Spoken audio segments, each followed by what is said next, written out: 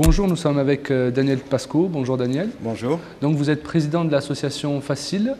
Oui, Facile est une association pour l'appropriation du logiciel libre qui existe depuis un certain nombre d'années et qui depuis 2 ans a pris une nouvelle évolution pour devenir en quelque sorte un lobby pour le logiciel libre et donc de mener des actions de promotion et de sensibilisation pour le logiciel libre sur le plan plus politique que de faire des install-fest. On n'est pas contre ça, mais on est plutôt au niveau de l'appui politique.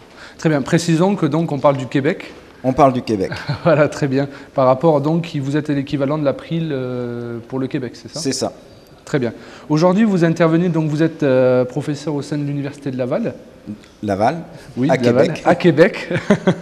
Et vous êtes intervenu sur le logiciel libre au Québec, justement. Donc, qu'est-ce qui se passe au Québec sur ce point de vue-là? Et voilà, faire un point. Alors, sur un certain nombre de plans, à Québec, on est plutôt en retard sur ce qui se passe en France ou dans certains pays européens. Et en particulier, le gouvernement est relativement fermé au logiciel libre. Il y a bien du logiciel libre dans des tas d'endroits ou sur des créneaux très spécifiques. Par exemple, le Typo 3 est pas mal installé dans différents endroits. Il y a quelques petits organismes qui ont évolué d'une manière plus significative vers le logiciel libre. Mais dans tous les grands projets, il y a un blocage à peu près systématique qu'on retrouve dans d'autres pays.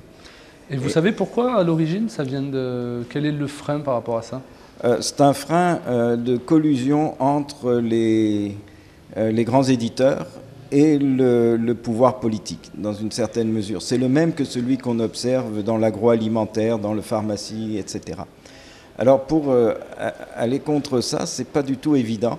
Et il y a une petite firme, Savoir-faire Linux, présidée par Cyril Béraud, qui, se trouvant dans une situation assez évidente de conflit, ou pas forcément de conflit, mais de mainmise de Microsoft sur l'équipement d'un millier de postes de travail dans la régie des rentes, suite à une longue série d'échanges, fini par décider de poursuivre le gouvernement pour non-respect de sa loi en ce qui concerne les appels d'offres, puisque le gouvernement achète du Microsoft et d'autres logiciels dans certains cas sans appel d'offres, sous prétexte que c'est une simple mise à jour des logiciels existants.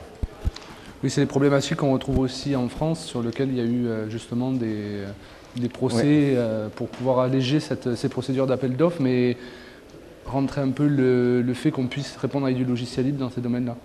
Alors, suite à une série de péripéties, le procès a eu lieu, a duré 1 semaine.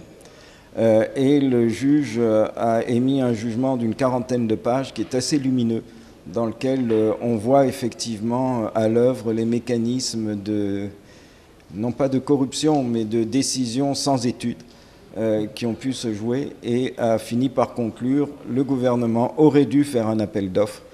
Le jugement a eu lieu le 3 juin, donc on est à plus d'1 mois, plus de 30 jours après le jugement, et il n'y a pas eu d'appel qui a été déposé. Donc ce jugement va très certainement faire jurisprudence, au moins au Québec et probablement au Canada, parce qu'on a 2 lois au Canada, le Québec, ou 2 niveaux, le Québec et le Canada, mais à ce niveau-là, au niveau des contrats, ça se répercute. Très bien, donc maintenant, quels sont vos challenges, mais plutôt vos actions à venir? Sur quoi vous vous concentrez aujourd'hui par rapport à Facile? Alors par rapport à Facile, on va se concentrer sur un certain nombre de projets qui peuvent avoir un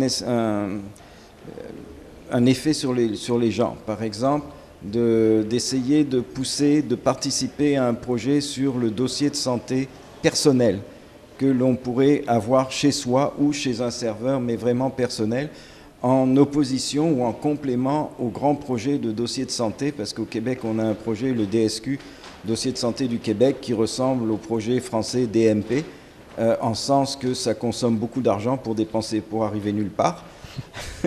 Et donc, alors ça peut être un projet. On va participer à la réaction pour ACTA, parce que de la même manière que pour April, la propriété intellectuelle est au cœur du débat par rapport au logiciel libre. Et on va très probablement, en s'appuyant sur un centre de recherche que je dirige en ce moment, essayer de bien de faire en sorte que, comme on doit faire des appels d'offres, on ait accès aux appels d'offres et qu'on puisse les étudier, de façon à faire en sorte que l'appel d'offres ne soit pas systématiquement contourné, parce qu'il y a des façons de faire pour continuer les appels d'offres. Très bien. Si on veut avoir plus d'informations sur votre association, on va où? Facile, facil.qc.ca. QC pour le Québec.ca, parce que le Québec n'est pas un vrai pays encore, et donc dans le Canada. Très bien. Ben, merci beaucoup et à bientôt. Merci à vous.